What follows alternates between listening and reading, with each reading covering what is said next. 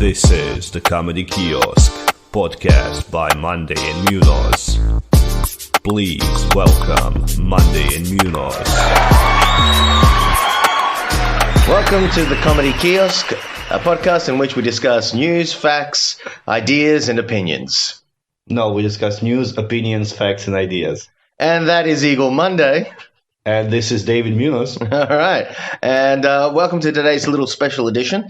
It is actually on the road. We are right now in Ryazan, which is a town outside of Moscow, finishing off a little weekend tour. So, yeah, this is, I think, around 10th time we are here. I remember... For you, maybe. No, in general. You mean as in for the show? Yeah. For the company. 10th time we came here with an English-speaking stand-up show. First time was exactly 3 years ago, February 2018. Ooh. So we did Ryazan, and then at some point we also added Voronezh, where we were the day before. Yeah. So we usually do this kind of small weekend trip tours with two cities, Voronezh and Ryazan, kind of south of Moscow. Now we are adding two more. So the other guys, the other kind of team of comics is going to Vologda and Yaroslavl. Where the hell are those? It's north. It's kind of the same distance, but north. So okay. Going towards St. Petersburg sort of thing. Yeah, a little bit kind of northeast, so slightly other direction. But yeah, and this is something that we talked about when we talked about like building a scene, building a circuit, that we're trying to expand into other cities and bring English stand-up comedy to other cities of Russia rather than just stay in Moscow. Mm-hmm. So obviously, like in St. Petersburg, it's kind of easier. There are real clubs. They have even a festival of comedy and so on. Mm-hmm. We started with Kazan as well, which is another, let's say, big city. Yeah. But these kind of smaller cities are always interesting. And this is where we started. Like, I think Ryazan was the first city after Moscow where we had English stand-up in Russia. So now, as I said, in Ryazan it's been, I think, maybe 10th time, and in Voronezh 7th time. Yeah. So it's like a thing. Every 2-3 months we gather a different group of comics, different lineup, and we go for the weekend, usually Saturday, Sunday, to do like a special like showcase show with our resident comics from Moscow. So David, you've been on the first one in Ryazan, first one. I think you went with us on the first one in Ryazan. Oh, right. It was February 2018. Okay. And I think you went with us on the first one to Voronezh. Yeah, definitely. It was December 2018. Yeah. Right? And now you've done both cities back to back again. Do you feel something changed? Is the like from the first to the 7th or 10th time? What can you see the difference? Well, they're all during winter, so not much difference in the temperatures and weather there. Oh, right. We were there February, then December, and now it's February again. Yeah, so that's we got to come in summer, dude. It's freezing. No, well, for me, the main difference for me is the fact that the people who come back to the shows, you kind of pointed out, like the Voronezh one, it's like people who kind of maybe have seen other previous ones, things like that. So you can see they're a bit more comfortable with it, I think, as well. I think the first time we went to Voronezh, they were a little bit more like, oh, stand up. Like it was like, oh, that's weird. But now they're a bit more into it sort of thing. But it's interesting because you can see the crowd, you see people who are very comfortable, and you see people who are a little bit like, what's going on? What is this exactly? So that's kind of cool. Yeah, so that's the difference there. Ryazan, well, each time I've come here, it's a different venue. So the first one was brilliant. The second one was a bit, and the third one now is brilliant again. So it's like, okay, cool. So it's very interesting that, like, the different venues. But I think that also comes down to how things are organized in the place and things like that. Let's talk about the venue and organization in a bit. I wanted to come back to the fact of like consistency, right? Because the first time we came here in Voronezh is very famous for producing many good Russian comics, like many kind of nowadays famous and experienced comics come from Voronezh originally, but there is no comedy club and there was no English scene whatsoever. Yeah. So the first show that was organized for us was by just an enthusiast who really likes stand-up and he likes to try stand-up. He came to Moscow once to try stand-up in English. We met him and he offered to organize a show for us in Voronezh, but he runs like an English-speaking club and some other events in English and so on. So this is his primary, let's say, work and target audience. So I think that audience that was on the first show, they were just people who like English, like to speak English, meet foreigners and so on. Yeah. While in Ryazan, even on the first show, like they have stand-up.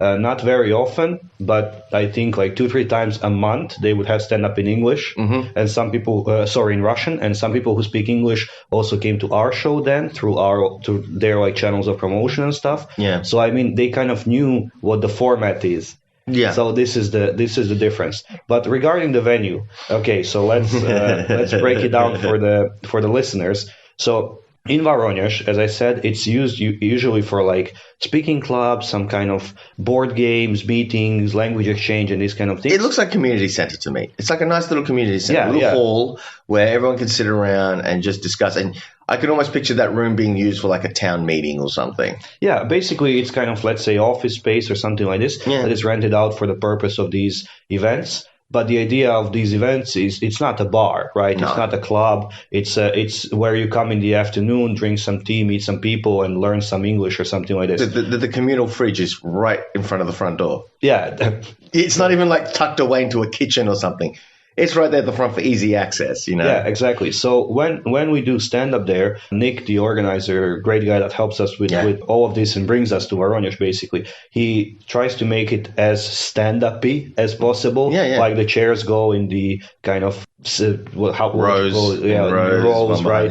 The lights go towards the stage area. There is no stage, but there is stage performance area, right? We get the mic and the speaker and so on. The other lights get dimmed, but it's still just a room in which people sit. There is no bar. There are no drinks. There is no stage. There is no spotlight. There is no DJ that plays the music. No intros, no outros as such, except for what we make for ourselves. Yeah, exactly. And then in Ryazan, especially now, maybe a few weeks ago, they opened an actual stand-up club here, which has a stage, spotlight, DJ, drinks, dark room, all these kind of things that a proper stand-up venue, performance venue should have. And how do you feel this affects? Because in Moscow, we performed in so many different places, but now we also have a club where we have a system of, like introduction, announcement, lights, waiters, everything like drinks, food. So what do you think? How does this reflect on the audience and on the show quality?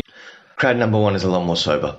Big difference, number one. Do you think it's crucial? Not crucial, but is it a factor in making people laugh? At least making people relax. It's just about relax. It's just, and again, if they don't drink, fine. If someone smokes, the devil's weed before coming to a show, that'll also have the same effect. You know what I mean? Probably even more so.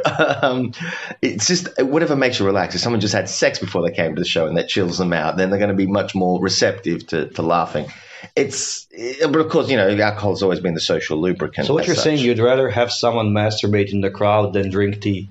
Unless tea is what really makes them relax. And if it needs both of them, then please do both. Don't skimp. Yeah, so I think the difference is it can have, it just affects the atmosphere because, you're in fold-out chairs, you're, a bit cramped or you sort of thing. It's going to affect how comfortable you feel and how much you can relax. Eventually you can get there. And I think that even when you perform to those sorts of crowds, they do chill, they relax, and eventually they laugh. But it takes a little bit longer. And I think you can notice the difference more. While on the other hand, if you're in a bar where everyone's more close to relax at the beginning, it's less effort to get them there.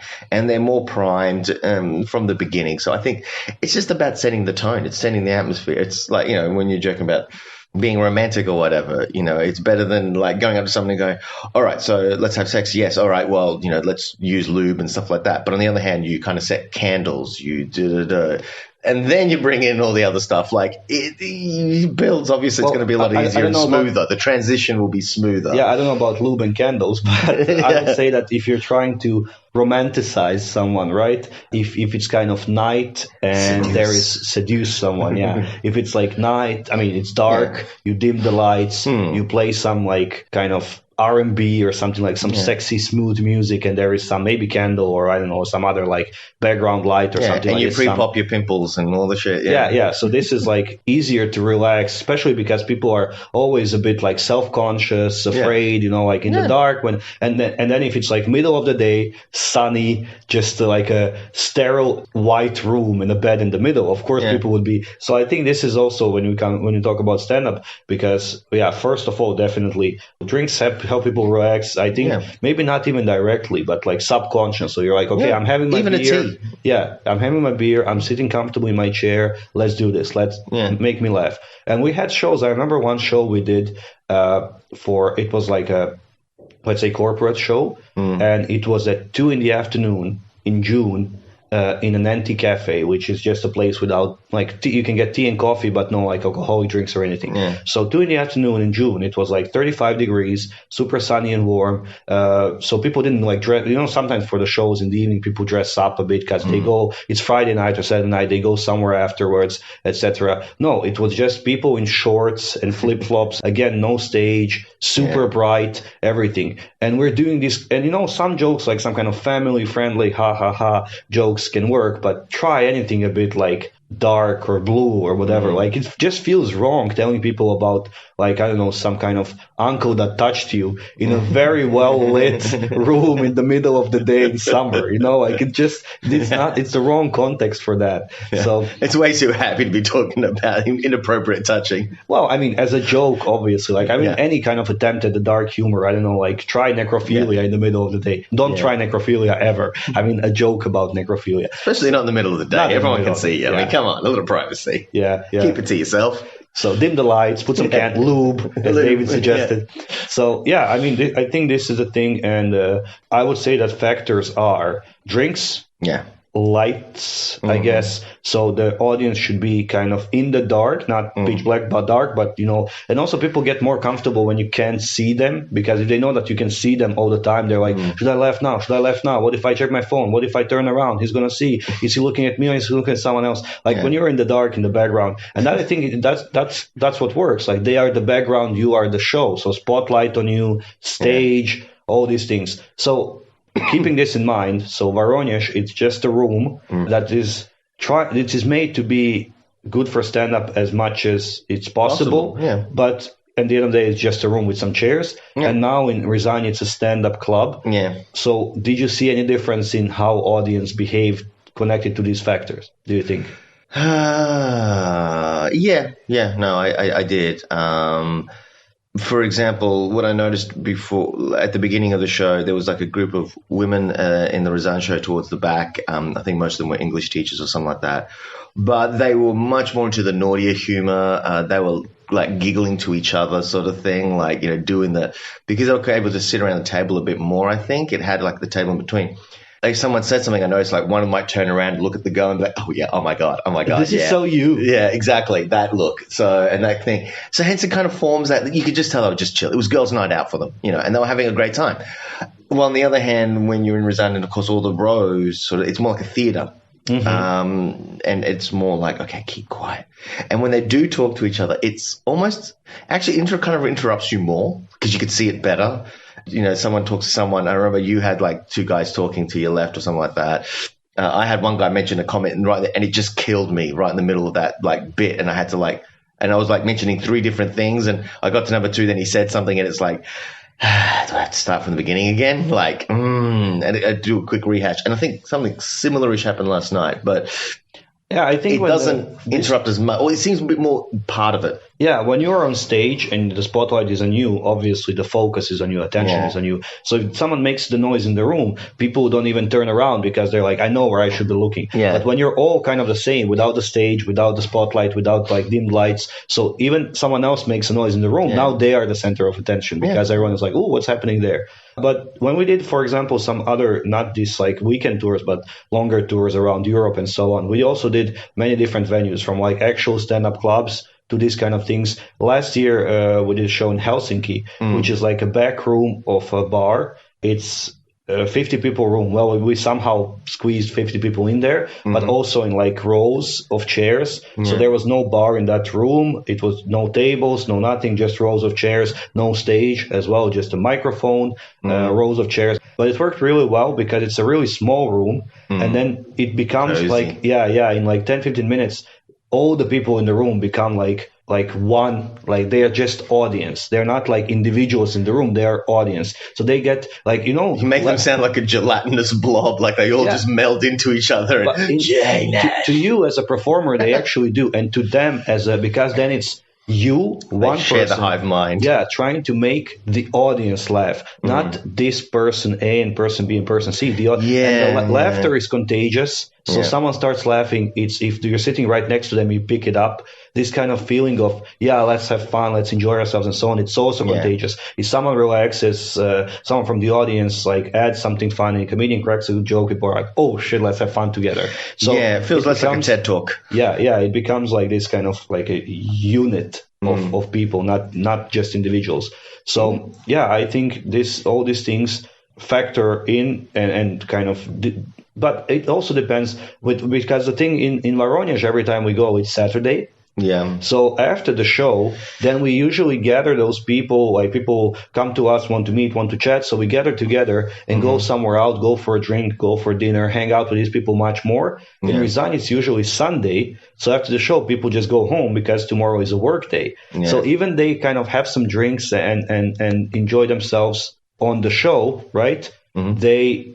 That's it. The show finishes and the night out finishes as well. Yeah. While in Ryazan, kind of when the show finishes, the fun starts. In a way that, I mean, like the evening, the night out starts, right? Well, so Saturday and all the rest. Yeah, so the show is like a little introduction into like Saturday night evening, Saturday night fun, right? Something like this. Oh, yeah, because I noticed, like, for example, last night, when I say, so where are some good bars or someplace where we can hang out now? I'm not drinking on this tour, but you guys obviously can. And they were just like, oh, yeah, this Chulan bar, there's all Chulan. And they all pretty much at the same place.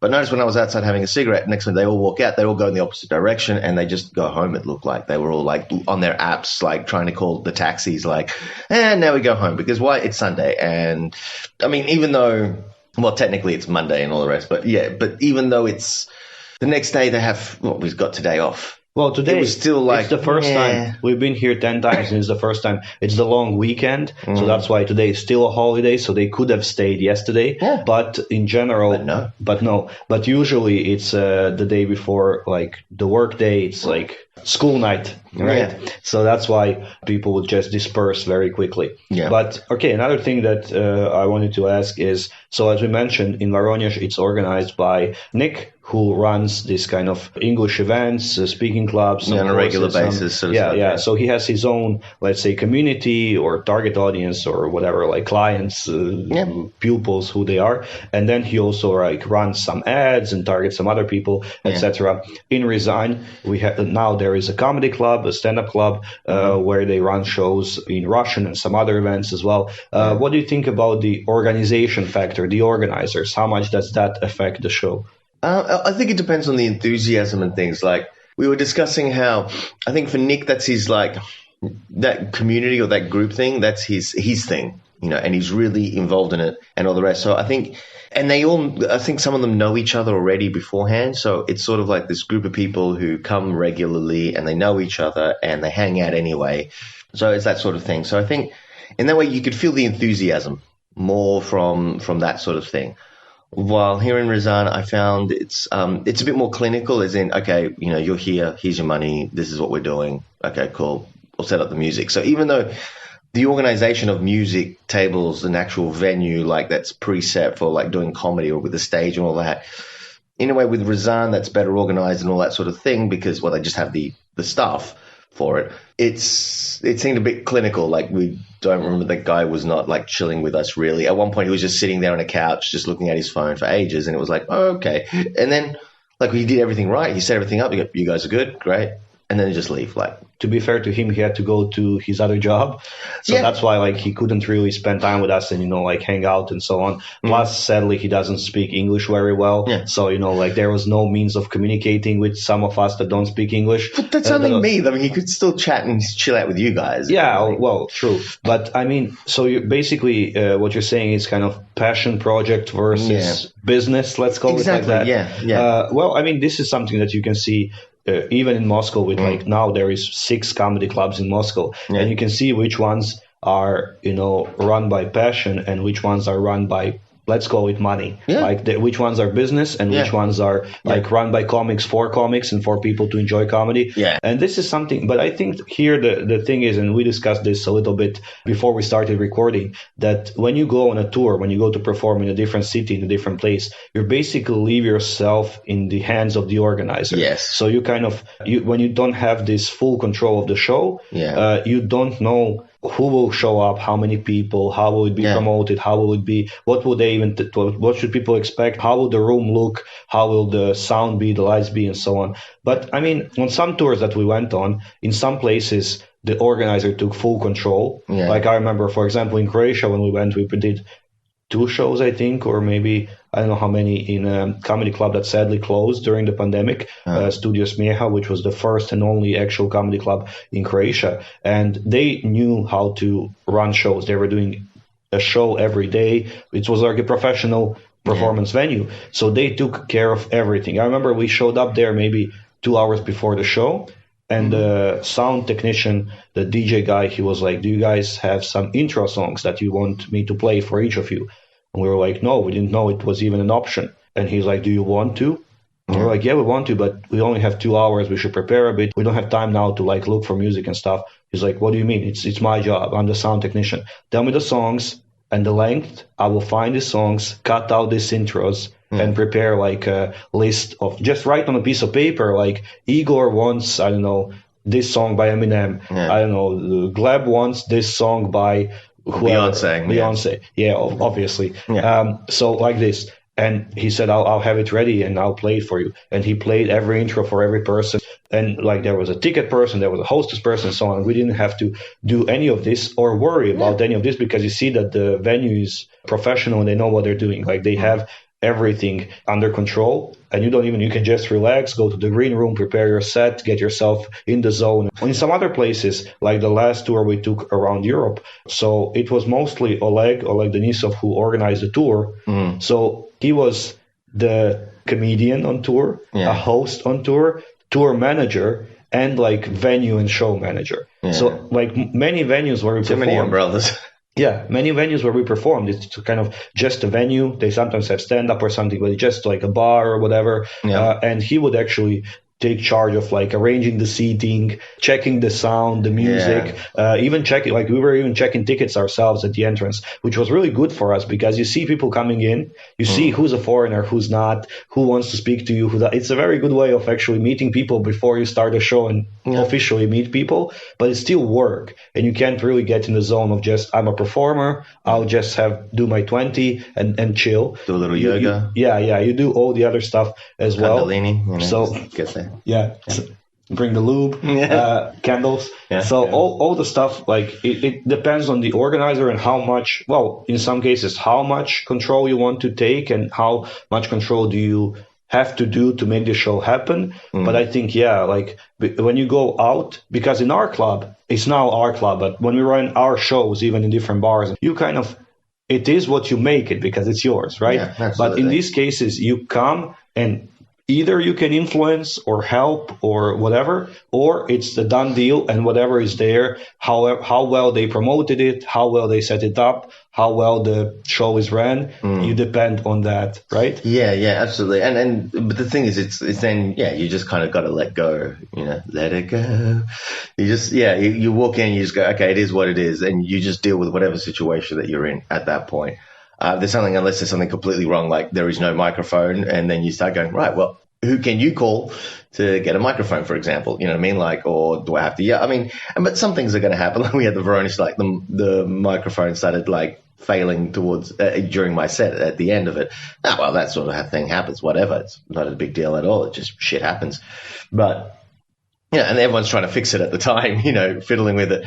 But, that's just the way it is. But, yeah, a lot of it is you have to, it's trust. You just have to kind of trust that they know what they're doing and all the rest. Yeah, it also, I think, depends on how important for that organizer that show is and how, if it's like, it's just another show in a row of 300 shows we have. And what they usually organize. Yeah, and what they usually organize and how well they know their audience and how to target them. Because doing English stand-up in Moscow for 6 years now, this is the 7th year, we know how to find people that want to come to this show. Like, we find them and somehow target the ads to them or, whatever. But in many of these places, since they don't have a regular English stand-up audience, they don't know exactly where to find these people and who these people can be and so on. And using this experience, using this experience from Moscow when we go on tour, like even in a small Swedish city that has 90,000 people, for example, we found 60 to come to our English stand-up on a Wednesday because we had an idea, okay, who could it be? Foreign exchange students, great. English language teachers, great. Like expats who live there, great. So we had an idea who might be our target audience. We targeted them with ads, with some different groups on Facebook, on Couchsurfing and so on that provide events for such people. And we know where to find them and how to find them. And I think final question, because we actually returning to Moscow and we're finishing our little tour. So we have to make it to the train station. And we need to buy a croissant. Yeah, we need to buy some breakfast as well because we are people and we do eat. So the last question I wanted to discuss is the last point is what do you think about the audiences then? Because in Moscow, of course, we are used to at this point, let's say, maybe regular audience, or at least even people who come for the first time, they've definitely seen stand-up on TV, on YouTube, been to maybe live show in Russian or something like this. So they're more familiar with the concept, with the format, with English, with us as performers. Like sometimes they come to see one of us, specifically, I came to see, I don't know, Abed Ovaisi from Jordan, or I came to see Arun Khurana from India, or I came to see David Munoz from Australia, right? Because they've seen us for 6 years and they know which one they like. Yeah. Here we bring them who we bring them, right? Let's stop with it. I'm sorry, you have Arun and David this time. Just deal with it. Just deal with it. Next time. Maybe better luck next time. And some people, as you mentioned in the beginning, have been coming, I think, from the first show regularly. They kind of every 2-3 months we come here and do the show, they come back and they bring more friends and they tell more people about us and so on. And some people are completely new for the first time, and for the first time ever on stand-up, for the first time ever on some live show in English, because definitely in these cities they don't have entertainment, like regular entertainment in English. In Moscow it's not just stand-up, it's different parties, TED Talks, speaking clubs, this kind of stuff. But in these cities, of course not. So what do you think about the audiences, like difference between, let's say, our standard Moscow audience and then Voronezh audience and then Ryazan audience? Oh, okay. So Moscow audience, well, it's the usual thing, it's the group, all that sort of jazz. Like you were saying, you described them already, really. The Voronezh group, I don't know, it's kind of strange because also it's not the regular thing. It's not, they don't always do this comedy stuff, it's other stuff that they do as an English group. I think it makes a difference. So, for example, I remember at the end of the show in Voronezh, I was outside chilling and someone was leaving, these two guys. And I said, oh, thank you for coming to the show. And one of them turns around and she looked at me and she went, oh, thank you. Yee! And she did this whinnying like a pony sort of thing, this pony whinny sort of thing. And she literally bounced and she vibrated her feet on the ground like little tappy things. And she kind of spun and then walked away, kind of shy and embarrassed. And I was like, okay, that just happened. So that was a bit of an awkward moment. So for them, she was very gleeful of the fact that we had come, and just the fact that I'd said hello to her. She went, it was like, okay, yeah, that's, I'm not that level, babe. I'm sorry. Thank you so much, but I'm not like Jim Gaffigan or, friggin' Eddie Murphy or something I'm not someone that you should be that excited to meet, but they were. And I think that's part of it. I think Voronezh it's not the common thing because it's not what they usually do. So it is a bit of a treat in a way, it's something different, and we're the Moscow people from the big city kind of performing there. With Ryazan, a bit more on the not necessarily, because even in Varangi's though, some of them were very dressed up, but some of them not. I don't know. It was a bit of a half-half. With Ryazan, I think they generally, because it's a club and stuff like that, they get dressed up. So, people are wearing like their nicest attires. The girls show up in their fur coats and whatever, and their tight leather jean pants with boots and heels. And the guys are like, also wearing like a suit jacket or something. And, they've just had a haircut or something. I don't know, but. Definitely I'm pretty sure all the guys just went to have a haircut just before our show. Yeah. Because we don't want these assholes making fun of our hair. We have barbers in Ryazan. Yeah, thank you very much. So anyway, the point is, so I find that the crowd is a bit more appreciative in that regard. They're a bit more enthusiastic in that regard, but at the same time, that's what I'd go with. So they're very friendly, but they're also very shy. Sometimes. Yeah, I think like they're inexperienced stand-up crowd. They're a bit timid. They're a bit shy. They're not that used to, especially like when you try to talk to them and so on. They're like, why is no, I mean, even during the show, like, why am I a part of the show? Like, tell me some jokes. I don't want to, because they don't understand this, especially in a well-lit room in Voronezh and so on. But at the same time, I think they're much more enthusiastic because it's something, it's a novelty thing. It's a night out, as you mentioned. It's a way to see, I wouldn't call us like performers from the big city or performers from around the world. But I don't know, it's maybe for us because in Moscow it was a novelty thing, and we talked about it when we talked about building a scene like the first year and a half of stand-up. It was a novelty thing too. People were coming just to see a performer on stage speak English, not to laugh, not to listen to very well-written, funny jokes, but more to see a foreigner on stage, hear native speakers speak English and things like this. So watch the monkeys in the zoo, poke at them.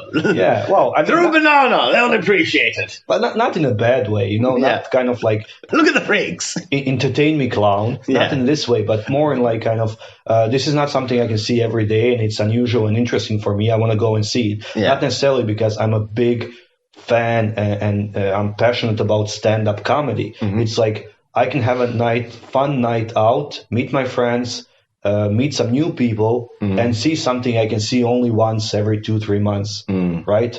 And not if I don't want to travel to Moscow or to Berlin or to London or to New York to see it. I think it's a very, very nice night out. I think we are slowly forming and developing an actual stand-up crowd because some people keep coming back for stand-up, for jokes, not just to hang out with us, but to like have a night out laughing, for comedy. And I think this is really good. And that's why I'm really glad we're adding more cities around Russia. And hopefully soon we will be able to go to more tours outside of Russia, like Europe and maybe some other parts of the world, and see all these factors and all these things, the audience, the venue, the organizer, and so on. How is it ran and how will it affect the shows in different places? Okay, I have one last thing to ask you then. The myths about touring. Are there any myths that you would like to dispel that people seem to have to think when someone says, oh, I'm going to perform at 2 cities outside of Moscow this weekend? Yeah, I think when I tell people this kind of stuff, or people usually see only the side of things that you show them. So if I post some stories on Instagram or something like this, it seems like, oh my God, they're doing this like cool shows with full rooms, etc., etc. Even these kind of smaller, they're not small cities, but for Russia, they're like small cities, but smaller places, especially when you go to Europe and you're like, okay, I did a show in Copenhagen, I did a show in Stockholm, I did a show in Berlin, I did a show in Vienna.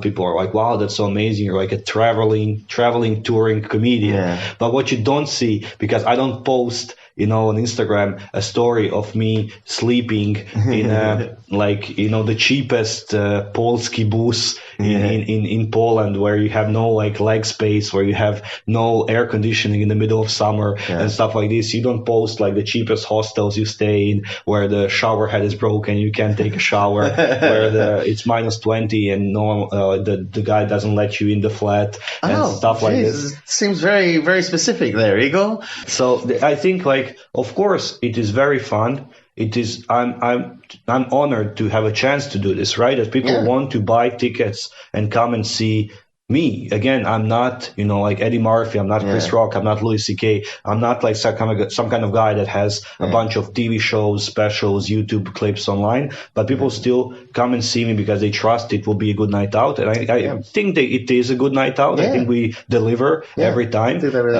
Everywhere we go, not just here in Russia, because it's a novel to think. Everywhere we go, I think we deliver. But I think many people don't see and they maybe shouldn't see this, like behind the curtain life of a traveling comedian, where it's just a lot of road, a lot of uncomfortable accommodation, sleeping in weird positions in like trains. So you're saying we should delete this part of the podcast because they shouldn't know about this? Keep it hidden. They must not know the truth that we are mortals. No, I think it actually adds value to it because it shows that it's not just a job for us. Yeah, no, but we also eat and I like to.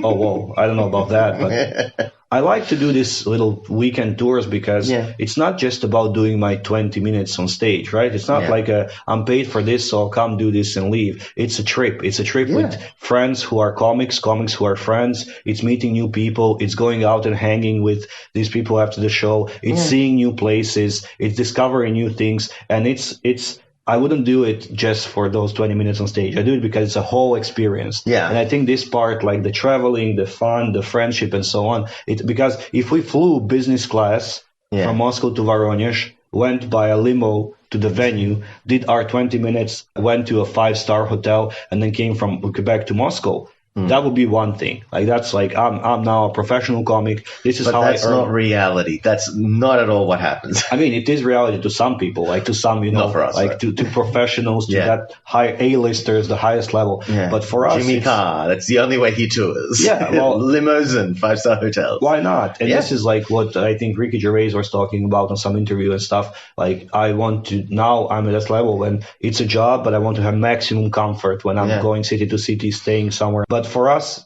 we get paid for it and whatever, but it's also like an experience. It's an adventure. It's a trip with friends. And I think people don't maybe see it or think about it, but it's also very stressful. It's exhausting to be like day by day traveling everywhere, like staying in places you don't know what to expect there. I don't know, like this kind of stuff. And in the end, every time there is a chance to go again, I'm like, sure, let's go again. Yeah. All right, so should we wrap it up there? Yeah, we will be late for the train if we don't. So thank you so much for listening to our special edition of the Comedy Kiosk on the road. Yes, and where we are sleeping in uncomfortable positions. Yes. All right, so see you later and have a great time. Thank you for listening. Goodbye. Goodbye.